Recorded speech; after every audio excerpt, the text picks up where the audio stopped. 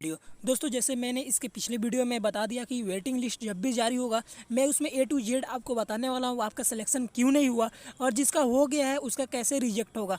और मैंने आपको उसमें बताया था लेकिन उसको ए टू जेड मैंने नहीं समझाया था, लेकिन उसमें बोला था कि आपका जब भी वेटिंग लिस्ट आएगा मैं उसमें ए टू जेड आपको बताऊँगा और उसमें और चीज़ें इंक्लूड किया गया है क्यों रिजेक्ट किया गया। जैसे एक मैं बताया था कि आप अच्छे से अप्लाई नहीं किए होंगे फॉर्म तब रिजेक्ट हो गया होगा, या टाइम से नहीं अप्लाई किए होंगे, जल्दी में अप्लाई किए होंगे, गलत हो गया तब रिजेक्ट हो गया। लेकिन इसमें एक दो चीज़ और इंक्लूड हो गया है जो कि आपको आया है, मैं ए टू जेड आपको इसमें बताने वाला हूँ। तो चैनल पर न्यू है, चैनल को सब्सक्राइब कर लीजिए, वीडियो को लाइक शेयर जरूर कर लीजिएगा। दोस्तों यहाँ पे मैं व्हाइट बोर्ड खोल लिया हूँ। दोस्तों यहाँ पे क्या है कि यहाँ पे आपको सिलेक्शन, आपको बहुत सारे ऐसे स्टूडेंट थे जिनका 92% ऐसे बहुत सारा परसेंटेज था तो उनका सेलेक्ट हो गया था, ठीक है। लेकिन बहुत ऐसे थे जिनका 93 था, 94 था, ऐसे बहुत सारे था जिनका सिलेक्शन ही नहीं हुआ।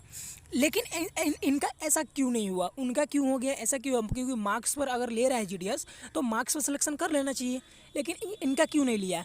कहीं कहीं दोस्तों किसी किसी स्टेट में, जैसे कि आपको मैं केरला का बताऊँ, केरला में एक हुआ है 43 पे, जिसका 43% है उसका भी सिलेक्शन हो गया है, और जिसका 80% है उसका सिलेक्शन नहीं हुआ है। क्यों हुआ है अब मैं आपको बता देता हूँ। दोस्तों यहाँ पे नंबर 1 में बता दूँ कि क्यों नहीं हुआ है। यहाँ पे नंबर 1 दोस्तों, यहाँ पे सबसे पहले अगर आप किसी भी स्टेट से बिलोंग करते हैं, आप इसी स्टेट से बिलोंग करते हैं, एक एक डिस्ट्रिक्ट में आपका जितना भी आपका नियर आपका ब्लॉक होगा उसी के नियर में लोकेशन पे आपका ये पूरे वैकेंसी निकला था, उस लोकेशन से आप अप्लाई करते हैं। मानिए अगर एक गाँव में एक गाँव है, एक ब्लॉक है, ठीक है। एक ब्लॉक में पूरे एक एग्जांपल में समझिए कि एक ब्लॉक है एक एरिया का, ठीक है।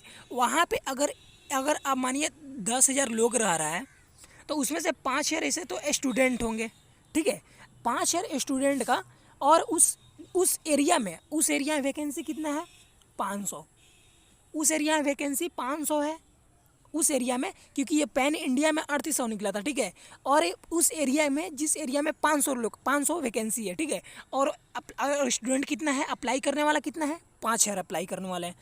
अब यहाँ पे क्या हुआ था दोस्तों कि जिसका मार्क्स उस एरिया में ज़्यादा थे, जिसका कि कोई भी केरला में क्या हुआ था कि केरला में जिस लोकेशन पे था, जिसका मैं बताया था, उसका 43 पे हो गया था, उस लोकेशन पे उसका ज़्यादा मार्क्स था। यानी अगर 500 स्टूडेंट अप्लाई किए होंगे 5,000 में, तो उसमें भी इसका इंक्लूड हो गया था उतना मार्क्स, तो इसका सिलेक्शन हो गया था, ठीक है।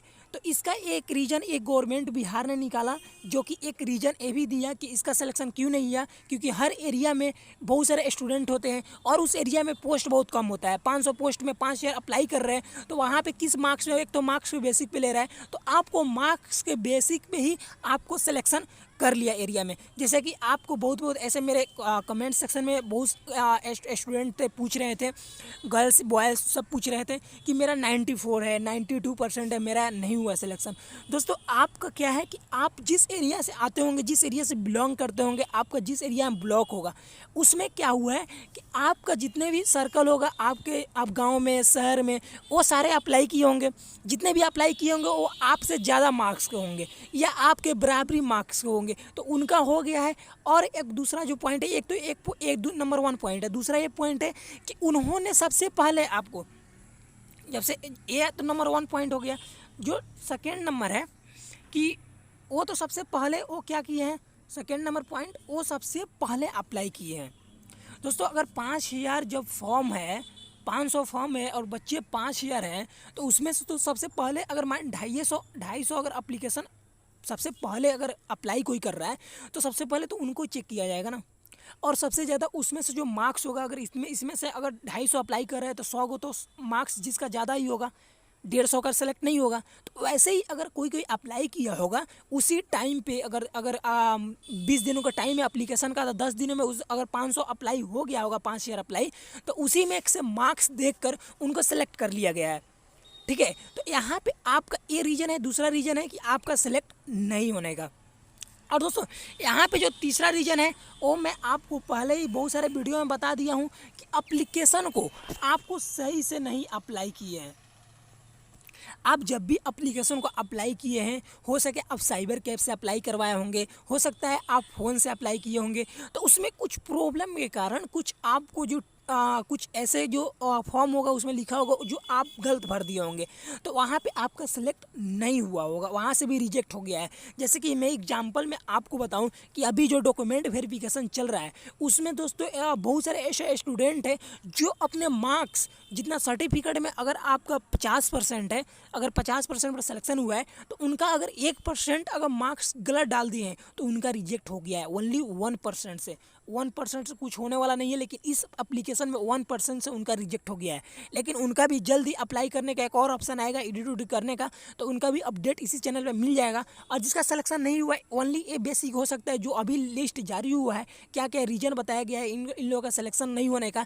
अभी आपको डॉक्यूमेंट वेरिफिकेशन पे आपको डेट अनाउंस हो गया है आखिरी, अगर उस टाइम पे सब किसी ने डॉक्यूमेंट वेरिफिकेशन कर लिया तब अब जिसका सेलेक्ट नहीं हुआ है उनको कभी नहीं होगा सेलेक्ट। अगर वहाँ पे कुछ बंदे जैसे कि 38,000 पोस्ट था, एग्जाम्पल में 38,000 पोस्ट था, ठीक है, उसमें से अगर 3,000 यानी 3,000 भी पोस्ट अगर आप डॉक्यूमेंट वेरीफाई नहीं करने जा रहे हैं तो 3,000 ना कहीं से तो 3,000 स्टूडेंट को हायर किया जाएगा। तो वहाँ पे हो सकता है जिसका परसेंटेज अच्छा है, जिसका किसी कारण अप्लाई अच्छे से नहीं हुआ है, गलत कर दिए हैं, तो उनका हो सकता है कि उनको मैसेज आए और वहाँ से एक लिंक प्रोवाइड किया जाएगा सिंपल सा, जहाँ से आप अपने मार्क्स, नेम, ईमेल आईडी और अपने फ़ोन नंबर को डालकर सबमिट करके वहाँ से आपका सिलेक्शन और आपका रिज्यूमे शॉर्टलिस्ट होगा। तो वो एक प्रोसेस हो सकता है जो कि अभी वेटिंग लिस्ट में बताया गया है।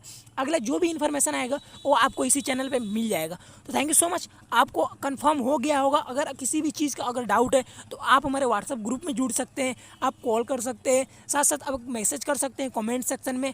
आप जो भी आपके पास रिक्वायरमेंट है, जो आपके पास सोल्यूशन है, हम आपको सोल्यूशन, आपके पास क्वेश्चन पूछ सकते हैं, हम उसको सोल्यूशन आपको जरूर कमेंट सेक्शन में जरूर बताएंगे। थैंक यू सो मच, फिर मिलेंगे अगले वीडियो में न्यू वीडियो लेकर।